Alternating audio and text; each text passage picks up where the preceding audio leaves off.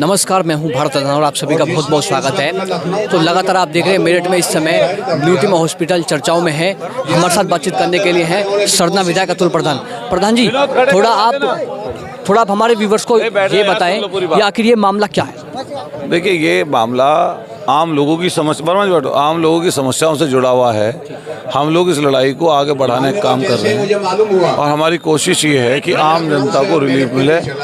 आम जनता हल्का परेशानी दिक्कत में है, बहुत परेशानी दिक्कत में है। तो हम लोग उस लड़ाई को जो निजी अस्पतालों की जो लूट की व्यवस्था है उसको कम किया जाए या ख़त्म किया जाए, हम उस लड़ाई को आगे बढ़ाना चाहते हैं। इस लड़ाई को आगे लेकर जाना। विवाद कहाँ से सर खड़ा हुआ सर? नहीं, विवाद तो सालों साल पुराना है। जब ये अस्पताल गलत तरीके से लूट चल रही है, हम इसके खिलाफ पहले से भी लड़ रहे हैं, लेकिन अब ये लड़ाई आगे बढ़ गई।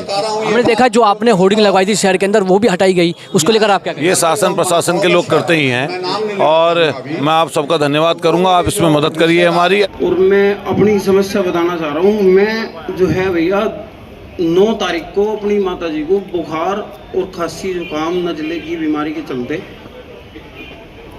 ये जो कैलाशी हॉस्पिटल है उसमें भर्ती किया। तो लगभग 12-1 बजे दिन में वहाँ भर्ती करने के बाद तो फिर शाम को एक मेरे रिलेटिव थे, वो बोले कि यहाँ तो ठीक नहीं है ट्रीटमेंट और न्यू टीमा ठीक है हॉस्पिटल, वहाँ भर्ती करा देते हैं। तो हमने उन्हें लगभग 11 बजे डिस्चार्ज कराया कैलाशी हॉस्पिटल से और उसके बाद हमने उन्हें न्यू टीमा हॉस्पिटल भर्ती करा दिया 9 अक्टूबर को। तो 9 अक्टूबर को भर्ती होगी वहाँ पे। बुखार और कैलाशी हॉस्पिटल की भी जांच है और उसकी भी है न्यू टीमा हॉस्पिटल की। तो उन्होंने लगभग 4 दिन उन्हें आईसीयू रखा। उनकी हालत ठीक थी, बिल्कुल बढ़िया बातचीत कर रही थी और देखकर वो मुस्कुरा रही थी सभी को। जिस चीज की मेरे पास वीडियो है 10 तारीख की भी, 11 की, 12 की, 13 की, जिनमें वो ठीक थी। डे बाई डे मतलब हालत डाउन होती जा रही थी। 4 दिन आईसीयू में रखे, उसके बाद उन्होंने 3 दिन रखा एचडीयू में। 3 दिन एचडीयू रख के फिर वे बोल रहे एचडीयू जो है, मैंने भी उनसे यही पूछा था, तो उन्होंने कहा ये आईसीयू का छोटा भाई होता है, जो हॉस्पिटल की लैंग्वेज थी उन्होंने बताया। तो उसके बाद जनरल वार्ड भेज दिया और 19 तारीख को उन्होंने कहा कि अब इनकी तबीयत ठीक है और इन्हें कल डिस्चार्ज कर देंगे। तो हमने उनसे रिक्वेस्ट भी करी, जी जब कल करोगे आज ही कर दो, 9-10 दिन हो गए। कल के नहीं, आज और देख लेने दो। तो सुबह के टाइम हमने देखा माता जी पहले दिन बिल्कुल ठीक थी, तो सुबह के टाइम उनका राइट हाथ जो है, राइट हैंड, ये सूजकर बहुत काफी मतलब बुरी स्थिति में था। तो मैं तो मौके पर नहीं था, पिताजी थे। उन्होंने हॉस्पिटल की प्रोग्रेस शीट वगैरह पे उनके साइन अंगूठे वगैरह करवाए, जिस पर साफ साफ लिखा था 20 तारीख 20/10/2023। तो उन्होंने उनके हाथ का ऑपरेशन कर दिया।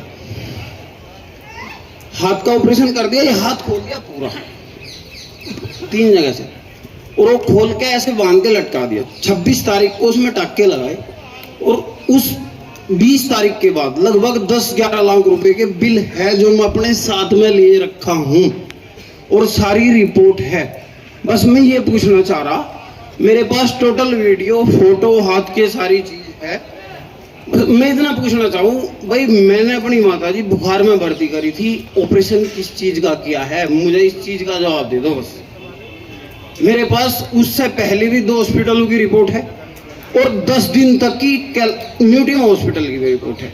सारी मेरे पास है, सारे बिल है और वीडियो और फोटोग्राफी मेरे पास में डे बाई डे की है।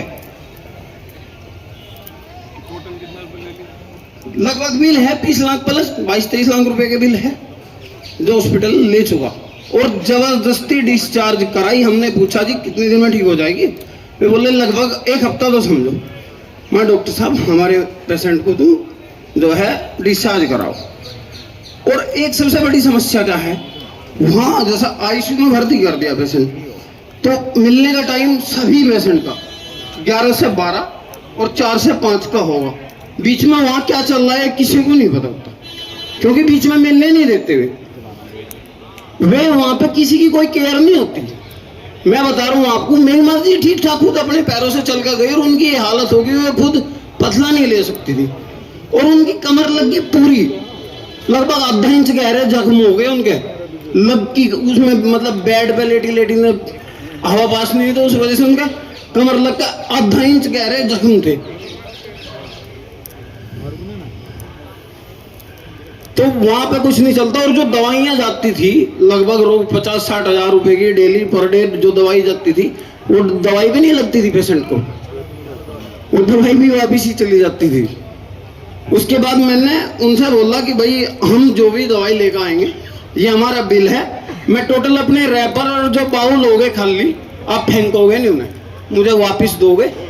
तो उन्होंने कहा कि सर कुछ ऐसे इंजेक्शन हो जो 3 बार लगाने पड़े डिवाइड करके, मगर जब भी लगाओगे मुझे फ़ोन करो, मैं आऊँगा अपनी बाउल पर लिखूंगा, सिग्नेचर करूँगा, उसके बाद लगाओगे। 3-4 दिन वो प्रोसीजर किया, उसके बाद थोड़ा लगा कि हाँ थोड़ा राहत है, हम इन्हें यहाँ से डिस्चार्ज कराएगा, कहीं दूसरी जगह ले जाकर इनका इलाज कर सकते हैं, करवा सकते हैं। तो बुरी हालत है जी न्यूटीम अस्पताल की। और विधायक जी मैं आपसे मतलब अनुरोध कर रहा हूँ जी, मेरी मदद करो इस मामले में, मुझे बस और कुछ नहीं चाहिए, इस चीज़ का जवाब चाहिए। मैंने बुखार में खांसी नजला जुकाम में तो भर्ती करी थी, जिसका ये था कि चलो फेफड़ों का इन्फेक्शन है, हाथ को ऑपरेशन कैसे कर दिया। मैं आपसे फोटो दिखाऊं, 1 मिनट रुको।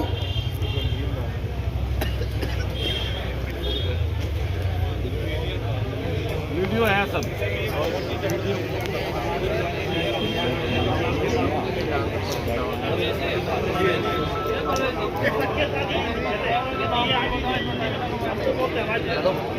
देखो सभी देखो, 1 सेकंड, ये देखो हाथ कैसे खोल रखा है। और ये 25 तारीख का फोटो है, 20 तारीख को खोल दिया था। और इससे पहले भी मैं आपको दिखाना चाहूंगा,